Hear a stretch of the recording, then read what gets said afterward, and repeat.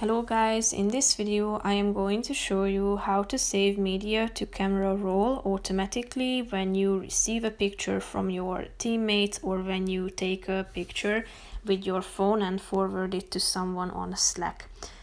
But first I just want to mention, don't forget to subscribe to my channel because at 10,000 subscribers I am going to show you my whole YouTube revenue statistics and growth strategy, how to make money online. So let's jump into it. First of all, open the application on your phone.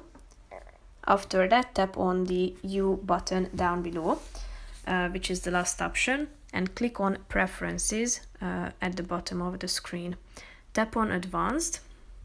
Now scroll down till you find this second section and click on Save Media to Camera Roll, meaning that if a checkmark icon appear at this box, this function is turned on. So if you take a picture with your phone and send it to someone, it will be downloaded and saved into your gallery. That's pretty much it for this video, guys. See you later. Bye bye.